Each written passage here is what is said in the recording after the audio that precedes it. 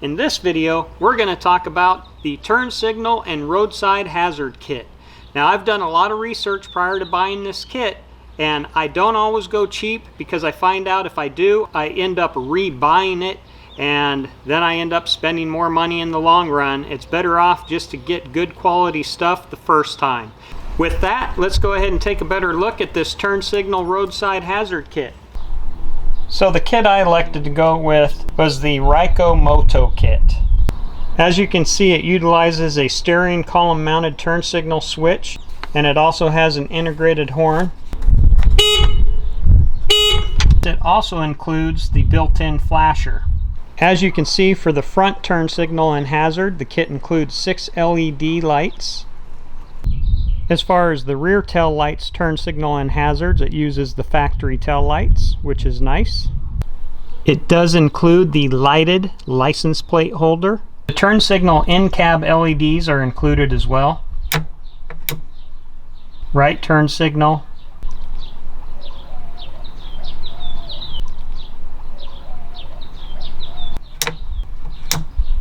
Left turn signal.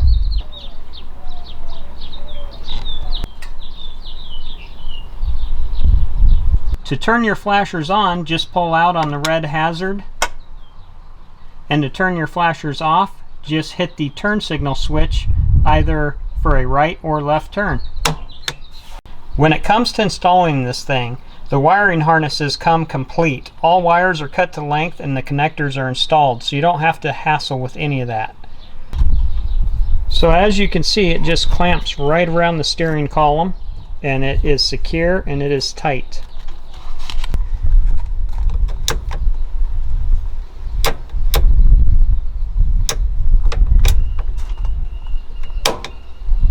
So you can see the wire harness coming out of the column switching module, and it routes right down underneath your instrument cluster and under the dash.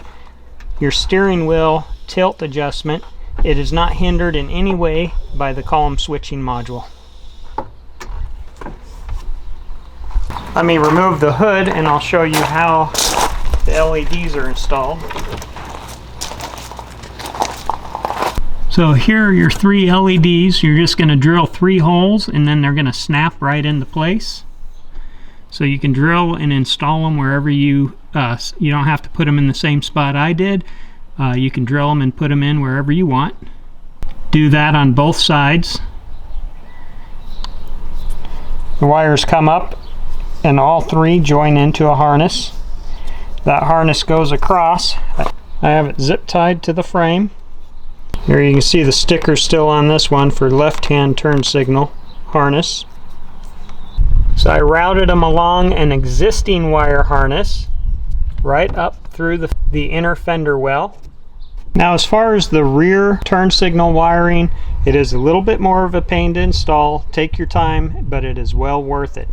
So when it comes out, it goes down under the center console.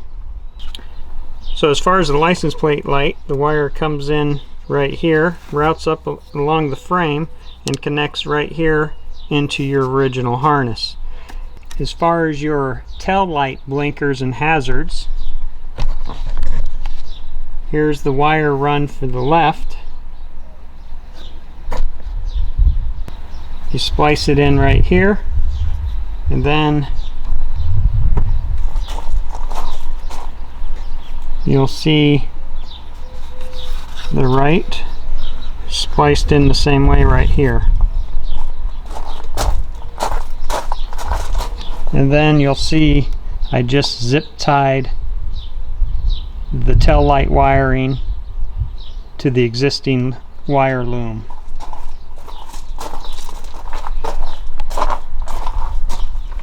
And followed it all the way down, back up to where we came from under the dash.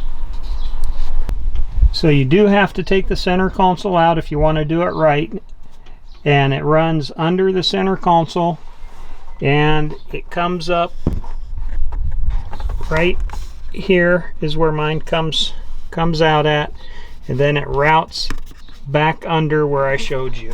Well, I hope this video helped you out in justifying purchasing a turn signal kit They really come in handy if you do a lot of off-roading and you make your machine street legal and you're going from one trail to another trail, but it involves some highway driving.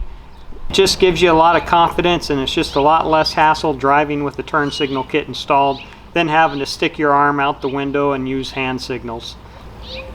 If you're interested in this kit, you'll find the link in the description below. Whatever kit you decide to go with, I hope the installation goes smooth for you. Once again, thanks for watching.